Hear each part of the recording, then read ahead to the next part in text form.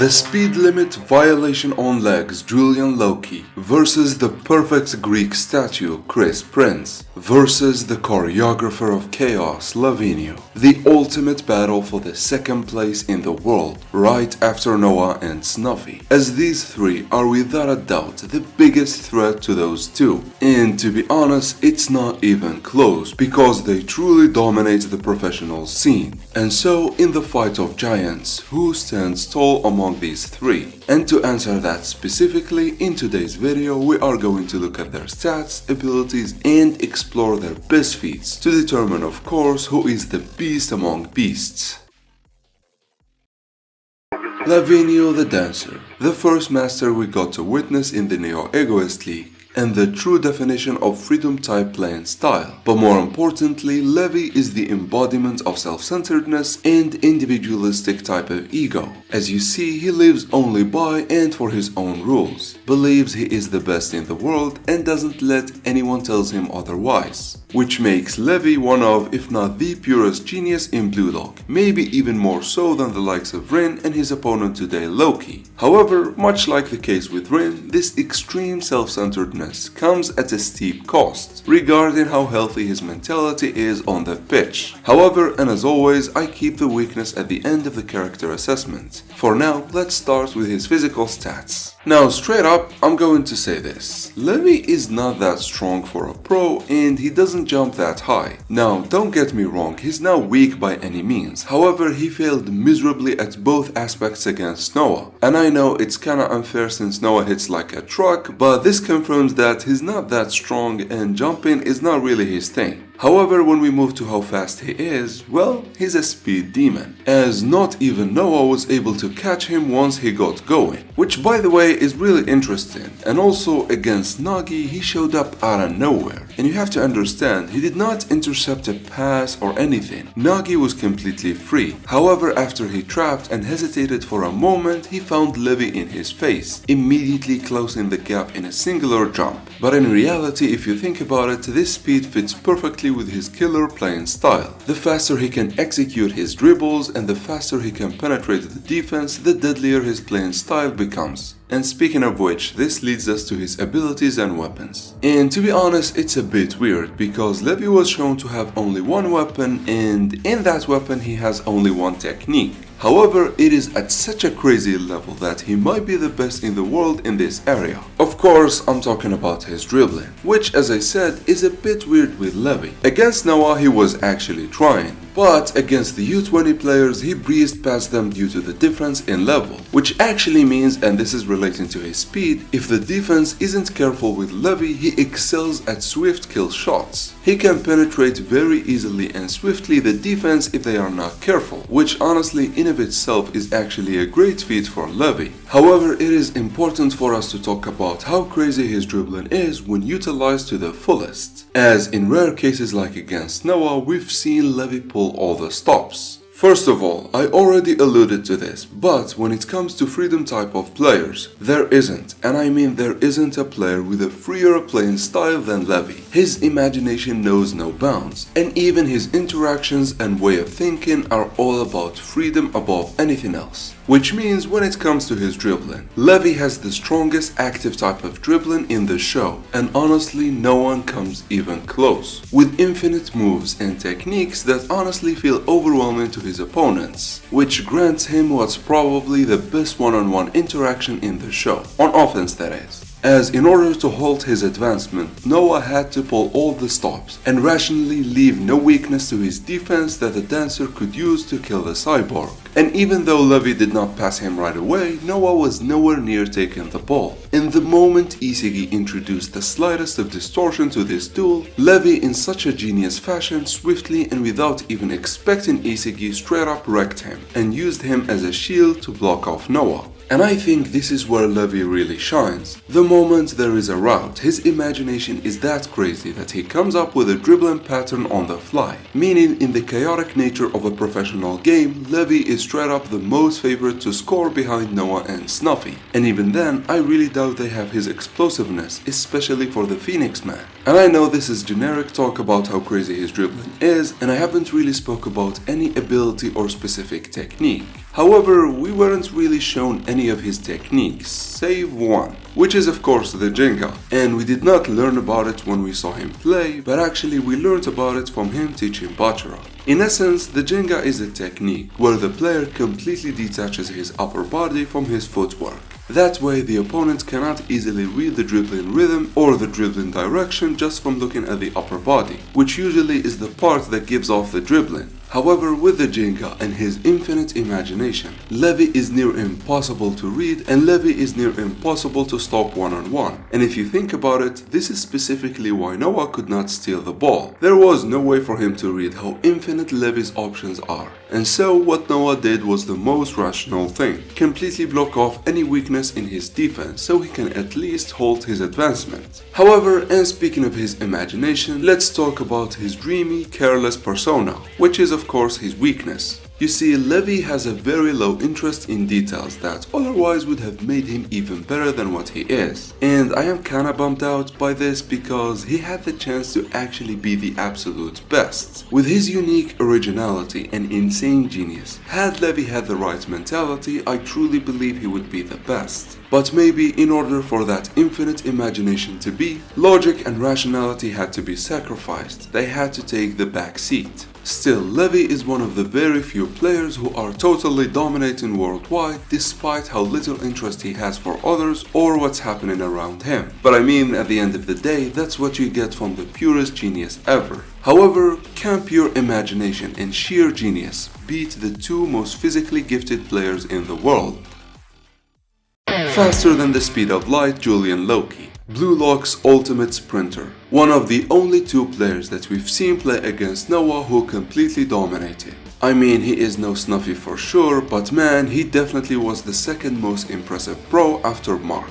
And what's even amazing, we have seen him play 3 times and he was outwardly at each and every fucking time. Seriously, the guy is just 17, but man, he hits like a truck or a bullet bill, or hell, even a fighter jet. Bro is just that crazy. And what's funnier or more interesting I should say is that he hasn't shown a single weapon or a technique that is outside of his physicality. And that's a first for sure. Even his opponents today showed 1 or 2 techniques to their playing style. However, Loki did not show anything, and not a singular player ever done this. I mean, even other speedsters like Chigiri or Zantetsu have techniques or golden zones, but Loki just goes brrr. And so, let's talk about it. Let's talk about his physicality. Now, I'm not going to waste nobody's time here. I'm not going to talk about his strength, his speed, or even his endurance, as to be honest, they are not interesting for us at all. What I am going to talk about is of course his speed. You see, while other players are speed demons, Loki is just outwardly fast. He is not matched by a singular player, not in the pros, not in the U20 players. And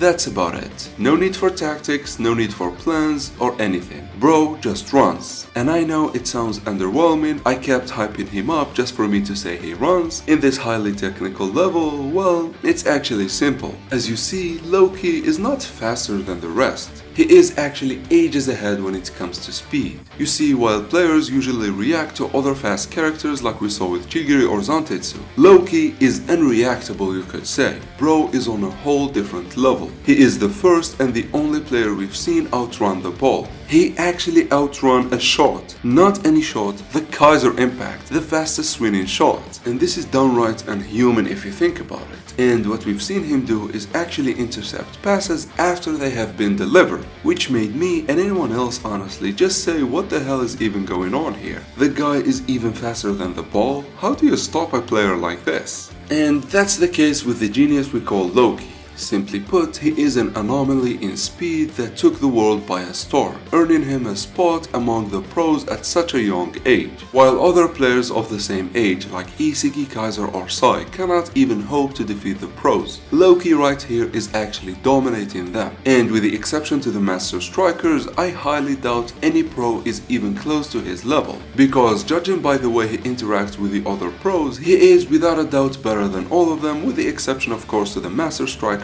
as I said, which makes it very fitting for him to battle Levi and Prince today. And so, can Speed Personified take the W today?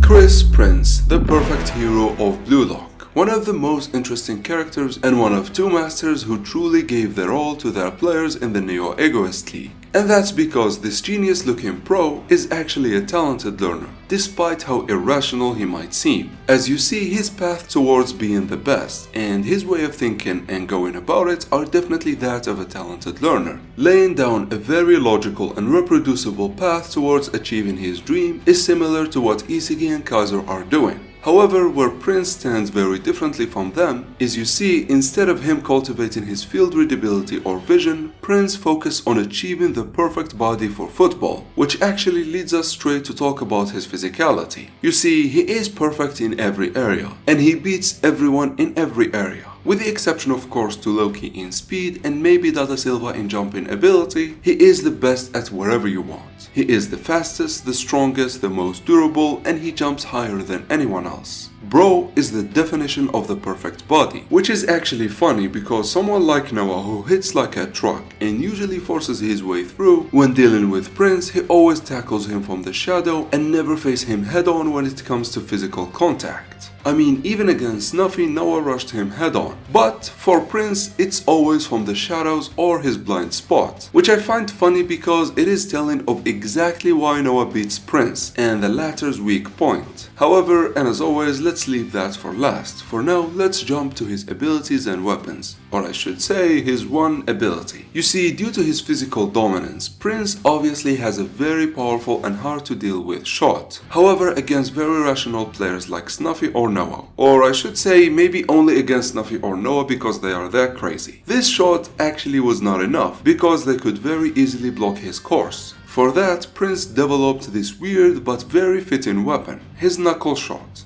By kicking the ball directly and with insane force, Prince forces it to wobble in the air, making it near impossible to stop by just one player or the goalkeeper, as it is pretty impossible to predict where the ball is really going. And usually a shot like this requires two players with either insane perception or agility to stop it, making it the perfect kill shot when the enemy team doesn't expect it or in chaotic environments. But to be honest, I feel like it is an added bonus more than a plain style defining weapon, because simply put, Prince's power lies in his perfect body and how dominant he is on the pitch. The fact that he made Noah, a guy who hits like a truck and the most dominant pro, deal with him from the shadows and tackle him from his blind spot should tell you just how dominant Prince is on the pitch. And honestly, I would say if it wasn't for his weakness, he definitely would have been far ahead of Noah and would be rivaling even Snuffy. Because despite how much of a destructive force Prince is on the pitch, his irrationality and extreme focus on his showing to the world leads him to make a lot of questionable decisions. You see, in almost every interaction he had with Noah, the latter was able to tackle him from his blind spot, without Prince putting any countermeasures for that. You see, as I said, his extreme focus on his playing style and how he can show off to the world. Prince often leaves himself widely open to players with insane rationality, insane perception, or even sneaky players like Otoya, which definitely hurts him a lot in my eyes. I mean, you can be as dominant as you like, however, if you keep yourself wide open every time, you are putting yourself in the way of getting brutally dismantled by the likes of Noah, Snuffy, or stealthy players like Otoya. And to be honest, much like the case with Levi, I feel like this is a balancing thing, where otherwise Prince would just dominate and be near impossible to stop.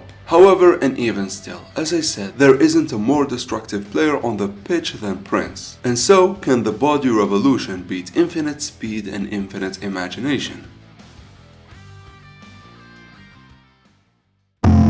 For how this matchup would go, it's honestly not as straightforward as you might think. You see, despite me leaning towards giving it to Prince, just due to how dominant he is and just how sheerly destructive he is on the pitch, but also he is the one closest to Noah and Snuffy being the second ranked player in the world. However, it is a bit complicated for two reasons. First, when it comes to Levi and Prince, I feel like we did not see them play to their fullest. The NEL star change-up system just did not give them enough time. And so when it comes to feats, I honestly feel they are lacking compared to Loki, who actually had a lot of showing. However, there is a catch to all of this. You see, we've seen Loki in the 3 minutes against Noah the same we've seen Levi and Prince. And honestly, Loki was definitely more impressive than the two. And this is where things get interesting. Noah specifically said this, that when it comes to the players he feels threatens his throne, Loki is the closest to him, even beating Snuffy in Noah's mind. And that's of course due to Snuffy wanting to retire before. However, now after Baru reignited his flame, I think Snuffy is not just the closest to Noah, I think Snuffy definitely beats Noah. However, for the rest of the Master Strikers, when it comes to the closest to Noah, it is without a doubt Loki. Not only does he have the feats to back it up, but also Noah's statement all but confirms this. And I know it's a bit weird for a matchup, to be honest. I really feel like Levi and Prince did not really show their playing style to the fullest, and if they end up losing the match today, I think it is going to be due to just how few their feats are. But also there is another catch. You see, both Prince and Levi present a weakness to their mentality, and while I think Prince's weakness is not as strong as Levi, who is completely oblivious of what's happening, I still think this hurts both. However, if I had to choose between Levi and Prince, I am definitely going to give it to the perfect hero. Forcing Noah to play from the shadows and coming from his blind spot is definitely more impressive than whatever Levi did against him. Sure, Levi dribbled past Noah, however it was with the help of Iseki, while Noah on offense really forced his way through despite Levi being there. On the other hand, against Manshine, Noah could not simply force his way through against Prince, because it is simply impossible to beat Prince head on. And I think this is his saving grace. Sure, he might not have shown a lot of feats, but just forcing Noah to play like this, and mind you, Noah did not even play like this against Snuffy, is such a huge feat for Prince that honestly would have gave him the W in any other matchup.